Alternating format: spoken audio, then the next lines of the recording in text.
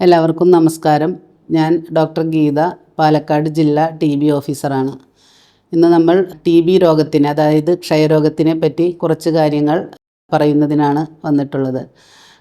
TB അഥവാ ക്ഷയരോഗം mycobacterium tuberculosis എന്ന ഒരു ബാക്ടീരിയ മുഖേന പകരുന്ന അസുഖമാണ്.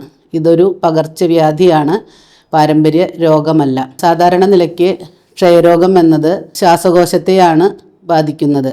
പക്ഷേ ശ്വാസകോശമല്ലാതെ മറ്റുള്ള അവയവങ്ങളെയും ഈ രോഗം ബാധിക്കാം. അതായത് കഴലകൾ, ആന്തരിക അവയവങ്ങൾ, എല്ലുകൾ, ശ്വാസകോശത്തിൻ്റെ പുറമേയുള്ള തരം, അതായത് പ്ലൂറൽ TB എന്ന് പറയും. അങ്ങനെ നഖവും മുടിയും ഒഴിച്ച് ശരീരത്തിലെ എല്ലാ അവയവങ്ങളെയും TB ബാധിക്കാം. കഴിഞ്ഞ കൊല്ലത്തെ നമ്മുടെ പാലക്കാടിൻ്റെ കണക്കുകൾ നോക്കുകയാണെങ്കിൽ ഏകദേശം 1950 TB രോഗികളും അതിൽ തന്നെ 208 രോഗികൾ മരണപ്പെടുകയും ചെയ്തിട്ടുണ്ട്. ഏതൊരു പകർച്ചവ്യാധിയെയും താരതമ്യപ്പെടുത്തുമ്പോൾ TB മുഖേനയാണ് നമ്മുടെ സംസ്ഥാനത്ത് ഏറ്റവും കൂടുതൽ രോഗികൾ മരിക്കുന്നത്. അതിനാൽ തന്നെ ഇതൊരു സാമൂഹിക വിപത്തായി തന്നെ ഇപ്പോഴും തുടർന്നുകൊണ്ടിരിക്കുകയാണ്. ഇതിൻ്റെ ലക്ഷണങ്ങളെ പറ്റി പറയുകയാണെങ്കിൽ പലതരത്തിലുള്ള ലക്ഷണങ്ങളാണ് TB സംശയിക്കേണ്ടതായിട്ട് നമ്മൾ നോക്കേണ്ടത്. സാധാരണ നിലയ്ക്ക് പനി, അത് മിക്കവാറും രാത്രികാലങ്ങളിൽ കൂടുതലായിട്ട് അനുഭവപ്പെടും ആളുകൾക്ക്.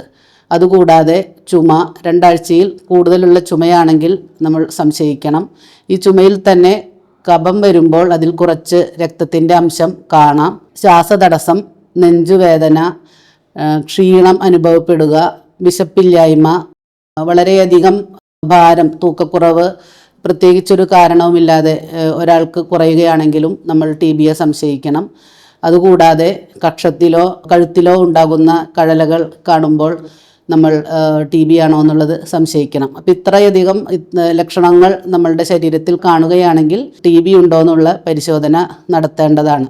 ഇതിൽ പരിശോധനയ്ക്ക് നമ്മൾ കഫമാണ് എടുക്കുന്നത് സാമ്പിളായിട്ട്. ഇപ്പോൾ നമ്മളുടെ ഗൈഡ് ലൈൻ പ്രകാരം CB-NAT അല്ലെങ്കിൽ ട്രൂനാറ്റ് എന്ന് പറയുന്ന ടെസ്റ്റാണ് കഫ പരിശോധന നടത്തി മൈക്കോബാക്ടീരിയം ട്യൂബർകുലോസിസ് എന്ന ബാക്ടീരിയ കഫത്തിലുണ്ടോ എന്ന് നോക്കുന്നത്. ഇത് കണ്ടെത്തി കഴിഞ്ഞാൽ ഇതിൻ്റെ ചികിത്സ നടത്തേണ്ടതാണ്. ചികിത്സയും പരിശോധനകളും എല്ലാതും ഗവൺമെൻറ് ആശുപത്രികളിൽ ഫ്രീ ആയി തന്നെ എല്ലാവർക്കും ലഭ്യമാണ്. ചികിത്സ 6 മാസം നീണ്ടു നിൽക്കുന്ന, മരുന്നുകൾ ഫ്രീ ആയി ലഭിക്കുന്ന ഒരു സംവിധാനമാണ് നമുക്കുള്ളത്. ഈ മരുന്നുകൾ തുടർച്ചയായി കഴിക്കേണ്ടതാണ്. ആദ്യത്തെ 2 മാസം നമ്മൾ ഇൻറ്റൻസീവ് ഫേസ് എന്ന് പറയും. അതിൽ 4 തരം മരുന്നുകളാണ് ഉണ്ടായിരിക്കുക. അത് കഴിഞ്ഞ് അവസാനത്തെ 4 മാസം 3 തരം ഗുളികകളും നൽകുന്നതാണ്. അങ്ങനെ മൊത്തത്തിൽ 6 മാസത്തെ ചികിത്സയോടുകൂടി ഈ രോഗത്തിൽ നിന്ന് നമുക്ക് വിടുതൽ നേടാവുന്നതാണ്. ഈ ചികിത്സ ചെയ്യുമ്പോൾ മരുന്നുകൾ കഴിക്കാതിരിക്കുകയോ അവർ എന്തെങ്കിലും സാഹചര്യം കൊണ്ട് മറ്റുള്ള സ്ഥലങ്ങളിലേക്ക് പോവുകയോ മറ്റോ ചെയ്യുമ്പോൾ ചികിത്സ ഒരു ബ്രേക്ക് വരാറുണ്ട്.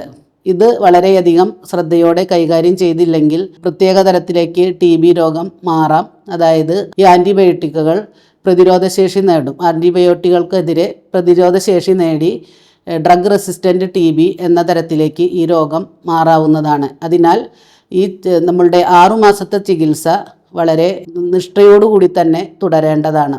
കൂടാതെ ഡ്രഗ് റെസിസ്റ്റൻ്റ് TB, നേരത്തെ പറഞ്ഞ ഒരു പ്രതിരോധശേഷി ആർജിച്ച തരം ബാക്ടീരിയകളുണ്ട്. അത് മുഖേനയുള്ള TB ആണെങ്കിൽ അത് 2 കൊല്ലത്തോളം ചികിത്സ നീളുന്നതാണ്. വീട്ടിലും സമൂഹത്തിലുമുള്ളവരുടെ ഒരു കരുതൽ ഈ രോഗികൾക്ക് വേണ്ടതാണ്. സപ്പോർട്ട് നമ്മൾ കൊടുക്കേണ്ടതാണ്. ഇവർക്ക് ഗവൺമെൻറ് തലത്തിൽ നിന്ന് പലവിധ സഹായങ്ങളും ലഭിക്കുന്നുണ്ട്. ഈ ചികിത്സാ കാലയളവിൽ 6 മാസവും മാസത്തിൽ 1000 രൂപ വെച്ച് ഗവൺമെൻറ്റിൽ നിന്ന് രോഗികൾക്ക് ധനസഹായം ലഭിക്കുന്നുണ്ട്. കൂടാതെ എല്ലാ രോഗികൾക്കും അവർ സമ്മതപത്രം തരികയാണെങ്കിൽ ഒരു ഫുഡ് കിറ്റ് ഈ 6 മാസം 6 കിറ്റുകൾ ഓരോ രോഗികൾക്കും നമ്മൾ കൊടുക്കുന്നുണ്ട്.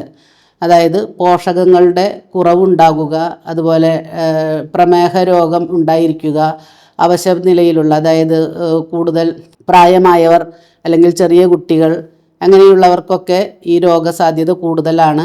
അതുകൊണ്ട് തന്നെ പോഷകാഹാരം കുറവാണെങ്കിൽ ഈ രോഗികൾക്ക് ഈ അസുഖത്തിൽ നിന്ന് മുക്തി നേടാനുള്ള സാഹചര്യം കുറവായിരിക്കും.